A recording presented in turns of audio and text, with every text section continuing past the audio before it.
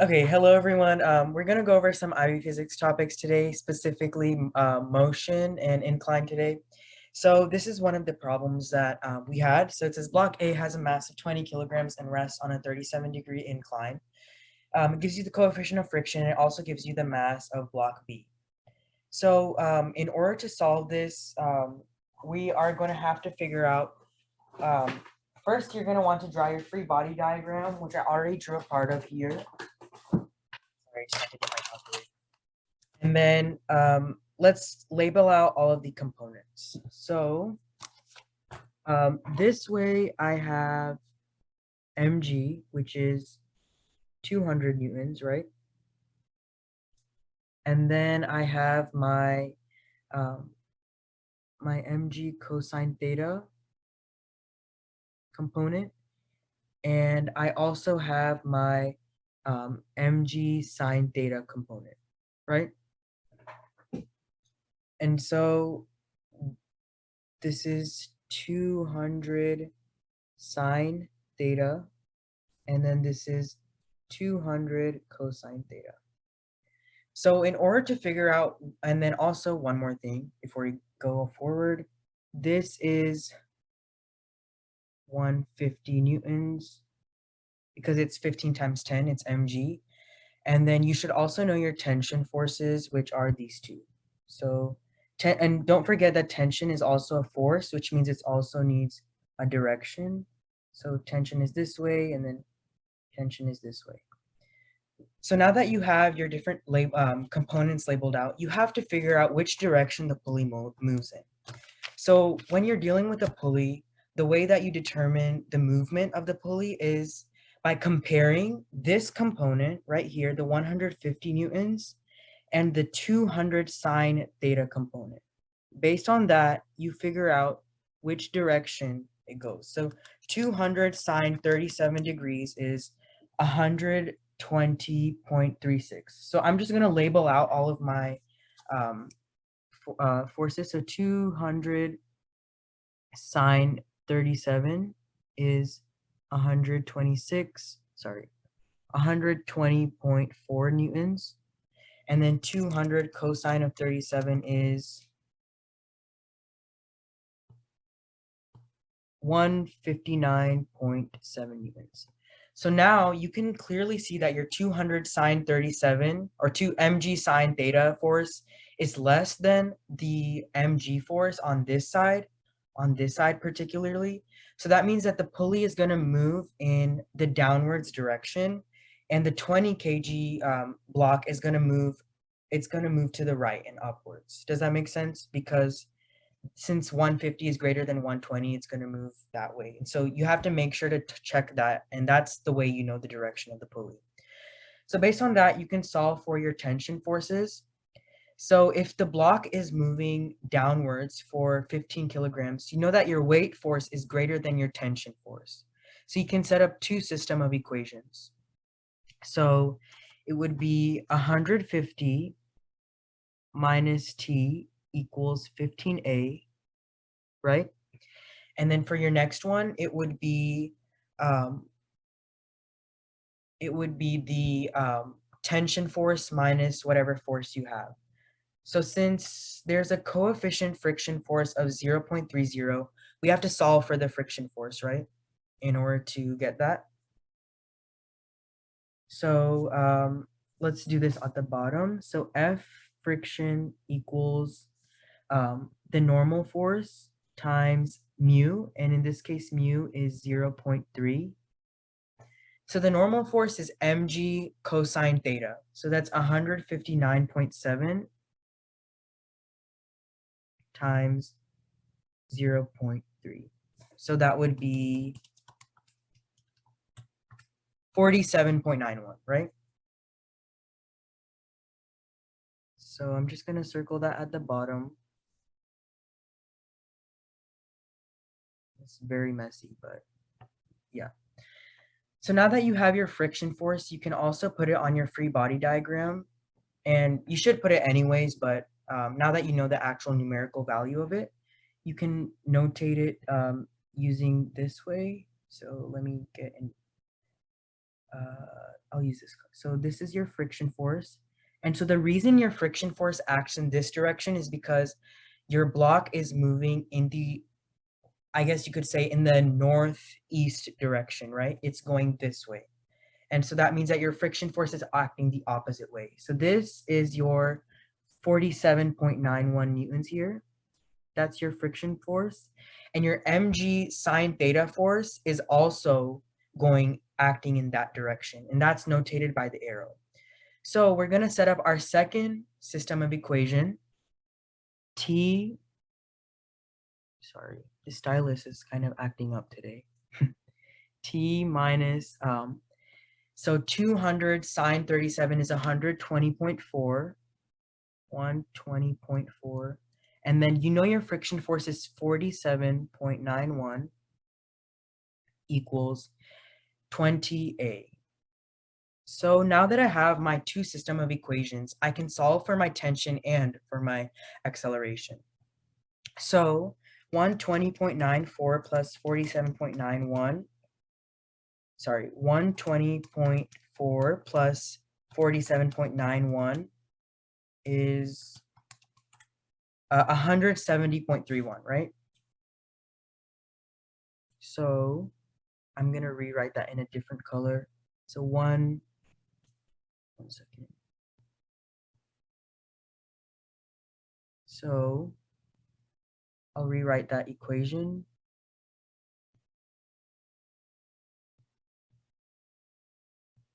So we said that 150 minus t is 15a. And then this time it'll be t minus 170.31 equals 20a. So now that I have my two determined system of equations, this is like basically just simple algebra now. Since you have a negative t and a positive t, the first thing that I would do personally is solve for acceleration. So I'm going to add the two forces. I'm going to add these two equations together. So 150 minus 170.31, that's negative 20.31 equals negative 5a, right? So you're going to divide that by negative 5, and you're going to get that your acceleration is 4.06 meters per second squared. Did you guys also get that? Okay. Then now that you have your acceleration, you can plug it right back into your tension force. So I'm going to use the top equation since 15 and 150 are more friendly than that horrid 170.31. So 15 times 4.06. So you have 60.9 equals 150 minus t. So 60.9 minus 150, negative t equals 89.1, right? Negative 89.1, which means that t is going to be equal to 89.1 newtons. So the biggest takeaway from these type of pulley problems, the only way you can really have it right is to know what direction the pulley is going in. In this case, since 150 was greater than the mg sine theta component, you know that the pulley is going in the normal way that you would think of it. It's falling this way and it's going to the northeast direction. So this was one of the problems that I did. And then we can go over some of the gravitational questions now. And then let me save this whiteboard so I can send it to the people who join later. Okay.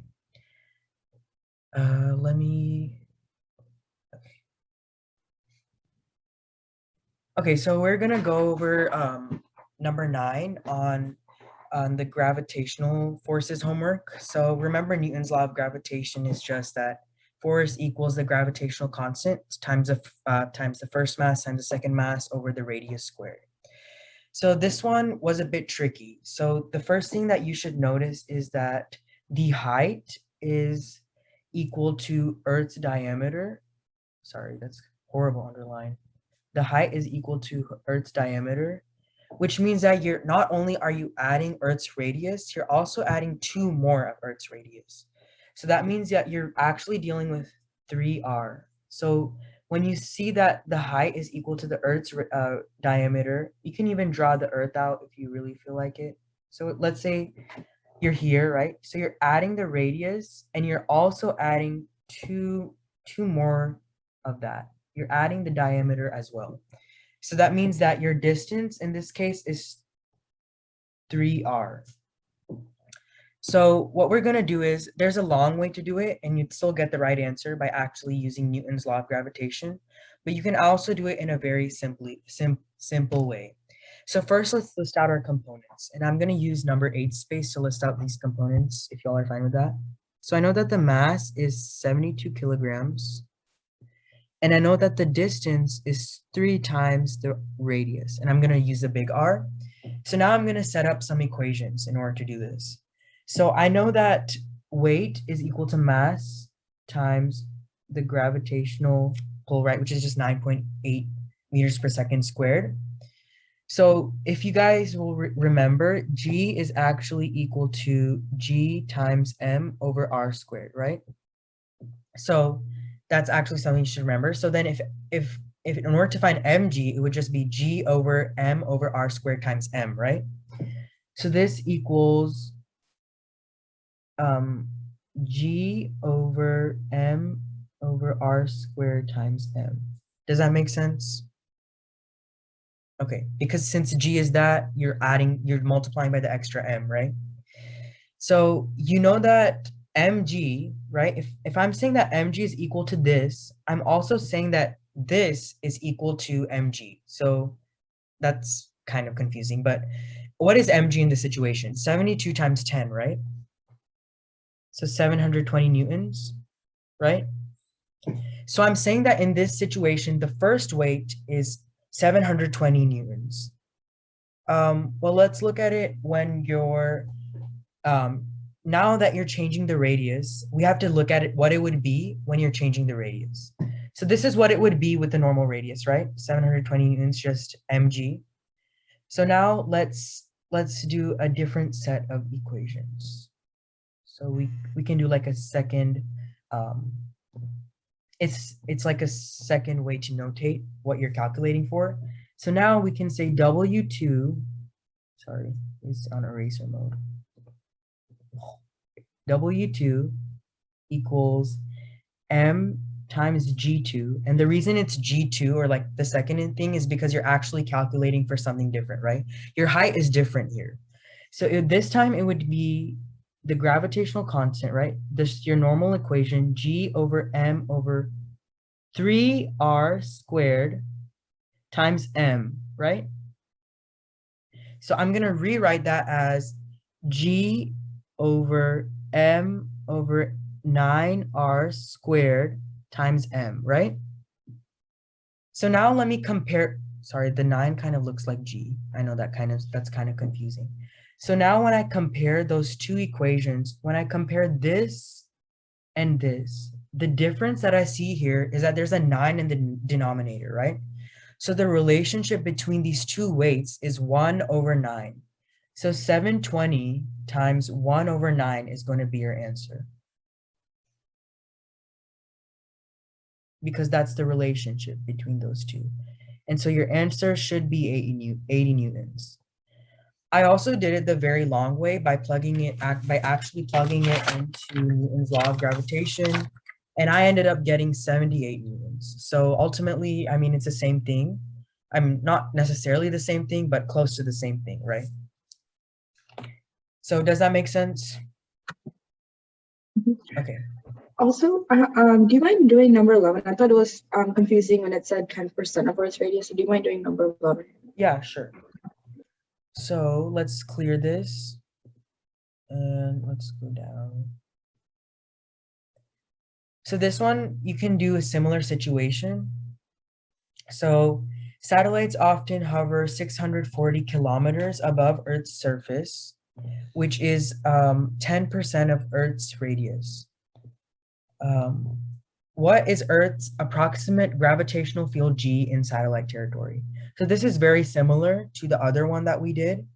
So you can just do that mg, or wait, let's do this. let's set it the way we did the other one. So W1 equals mg, right? So remember that G is big G over M over R squared, right? So that just means that mg is going to be G times M over R squared times M, right? So for this case, let's say that, let's say in this case, we don't know the mass, right? So we're going to say we're just going to say it's equal to G, right? So 9.8 meters per second squared. Is that what you would do? I guess you could do that. Sorry. And then for your second one, you would set WT equals no, actually, I mean, you could, I don't know if I'm doing this the right way, but one second. mg equals G over M over R squared times M, right? So it says it's 10% of Earth's radius. So that means you're adding an extra 10% to Earth's radius, right? Does that make sense? So 1 plus 0.1 squared, right, equals 1.1 squared, right? So let me, sorry, my Zoom froze. 1 second. Oh wait, 1 second. When it says 10% of Earth's radius, I assume it would be like 1 over 10. Yeah, so the thing that you do is not only do you add, so you have to add Earth's radius as well. So remember in the previous problem when you counted Earth's radius and the diameter above that as well? That's why it was 3 times the radius, right? For this one, if their satellite is 10% of Earth's radius, you're adding that distance, that 10% or that 0.1 of Earth's radius along with Earth's radius. So 1 plus 0.1 is 1.1. Does that make sense, Mimi? Yes, that makes much more sense. Okay. So also, Paarth? Yeah. Wouldn't it just be G times M over R squared equals 9.8 meters per second squared? Because yeah. Okay. Yeah, so should I delete the M? Is that confusing? A tiny bit. Okay, yeah. Thank you. Yeah, so G equals G over M over R squared, right? So now, Mimi, our new R is going to be 1.1 R squared, right? So I'm going to write, sorry, 1 second. Oh, what a corrupt stylus, never imagined in my life. So I'm going to replace that with 1.1 R squared, right? Oh my God, that looks like an exponent. Okay, anyways, besides that, what is 1.1 squared? It's 1.21, right? So that means that it's 1 over 1.21, right? Yes. So if it's 1 over 1.21 times G over R squared, remember, times M, of course. Remember if we said that G over M over R squared is 9.8 meters per second, what I'm doing now is I'm making a comparison between these two equations. So this is like saying G2 and G1, right? So between G1 and G2, I have a relationship. So basically what I'm going to do is I'm going to divide 9.8 divided by 1.21. And you should get that G is 8.1 meters per second squared. Is that right? Oh, okay. Does that make more sense? I know it makes so much more sense. Okay. I know my work is kind of messy, but yeah. Okay. Do you guys want to do one like actually like doing the math? Those are pretty easy, but okay, let's do number 13. That's since it's kind of similar. So suppose you're standing on the surface of a shrinking planet. If it shrinks to 1/3 its diameter and its mass remains the same, how many times as much would you weigh on the shrunken surface? So what you can do here is you can do something similar, but in this case, remember, you're not talking about Earth. So neglect kind of what we talked about Earth and come up with a new situation here. So let's say what we already know. So G equals gm over r squared, right? That doesn't change based on Newton's law of gravitation. So now if I'm going to say that force equals G over G times M, right? M. And since my radius, if it shrinks to 1/3 its radius, so this is different, right? It's not saying that I'm adding the radius or I'm subtracting the radius. This is saying like you're literally shrinking the size. That's different than actually adding the radius, right? Does that make sense? So if it's 1/3 of its diameter, which also means it's 1/3 of its radius, right? That's basically saying the same thing. It's going to be 1/3 r squared. So on the bottom, I have a relationship and it becomes F equals 9 times GMM over r squared. Does that make sense? Because it's 1/9 on the denominator, so 9, it would just be 9. Do you want me to redo that, Mimi? Does that make sense? It makes sense. It's just that I'm just really confused when to know by like how to shrink it, because this time we just used 1/3 r parentheses r squared, but in the previous problem you did like 1.1. So how do you know like when Okay, to do so 1 minus 1 plus, or like let's see here. Okay, so here you're actually talking about Earth's radius, right? So let's actually draw it out and visualize it. So let's say I'm right here. This is Earth's, right? Oh, sorry, okay, I'll draw it in blue since Earth is blue. So this is, okay, this is Earth, right? And this is where my satellite is, okay? So I'm trying to find the gravitational force at this point, okay? Right? yes. So what I'm gonna do is I'm gonna add, first I have to add the Earth's radius, right? Because I'm calculating the total distance. So if this is the distance, I'm gonna draw the satellite a bit closer so it's more drawn to scale, because that's not accurate at all. So if this is the Earth satellite, right? And the radius is 10% of Earth's radius. So let's draw it out here. The way I'm gonna connect those radiuses together is by adding them, right? Obviously, this is not drawn to scale, but the total distance between Earth and the satellite is this total thing. So this is 1. Obviously, this is much greater than 0.1. It's not drawn to scale, but that's how you would visualize it. Does that make sense? So Yes. if you want, you can like literally draw Earth out and think about how it would look, because you always have to include that Earth's radius inside. Yeah. Okay, we can go over some. Are there any other topics you guys wanted to specifically go over? I think we can go over that one tension question on the quiz that we had with the traffic light. Yeah, we can do that. Okay, let me clear this. I'll send the practice problem to you later as well. Okay. So let's just draw a basic traffic light here. And we can like make our own problem, I guess, if you guys want, so we can like see if we really know it without looking at the quiz. So this is a tension force here and maybe a tension force here. And then our traffic light is over here. Okay, so, and let's say that this angle is,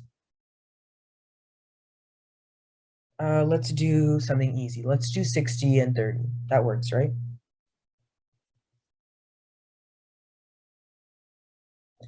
So how am I going to set this up? So first I have to realize that the traffic light is not moving. There is no acceleration on the traffic light. There's the net force is 0, right? So if I know that the net force is 0, I can set a couple of things equal to each other. Oh wait, one thing before we go. Let's set the traffic light's mass equal to 10 kilograms, just to make it easy for everyone. If it's 10 kilograms, that means the mg force is going to be 100 newtons, right? So if this is 100 newtons, then we have to figure out what are the two tension forces. So how do we do that? So the first thing you could do is that you could say that we could let's set the two horizontal components equal to each other, right? Because we know that the traffic light is not moving because there's no acceleration. So let's say that T1 cosine of 60 degrees, right, equals T2 cosine of 30 degrees, right? So, sorry, can't believe I don't even remember basic unit circle, but cosine of 60 is 0.5. So 0.5 T1 equals cosine of 30 is either root 3 over 2. Is it root 3 over 2? 0.866, okay? 0.866 T2. So based on that information, I can set an equation up, right? So if I divide both sides by 0.5, I can somewhat solve for T1 or T2. So I know that T1 equals 1.732. Okay, is everyone good with how we got there? Sorry, T2, sorry, completely wrong. T2, right? 1.732 T2, yeah. Okay, is everyone good with that? Okay, I'm gonna select all of this and move it up, sorry, so that we can get more space. Yeah, there we go. Okay, next we're going to set the vertical components equal to each other. So since we know that the traffic light once again is not moving, or theoretically it's not moving, we can say that mg minus T1 sine of 60 degrees, right? Plus T2 sine of 30 degrees equals 0, right? And I know that mg is 100. Am I doing this right, guys? I don't know. I think I am, but I'm not sure. So what is sine of 60? Is that root 3 over 2 as well? Yeah, it is.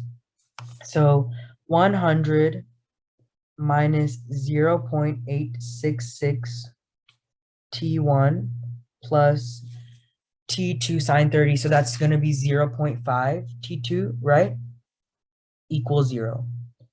So remember with the system of equations that or not system of equations, but I remember I said that I found that. I can plug that back into my equation now to find T2. Wait, Paarth? Yeah. Isn't sine 30's? Oh, wait, sorry, I just switched it. Okay, sorry, never mind. Sine 30 is 0.5, right? Okay. Yeah, you're right. I just switched the two on my problem. No problem. Okay, so 100 minus 0.866 times 1.732, right, T2 plus 0.5 T2 equals 0. So 0.866 times 1.732 plus 0.52, that's approximately 2, okay? So we're going to get that 100 minus 2T2 equals 0, okay? So negative 2T2 equals negative 100. Oh my God, this is like this is like a perfect problem. Like T2 equals 50. That's so easy. Okay, so I don't really have that much. My God, hello? Hello. My I can laptop hear you. froze. Can you hear me? Yes.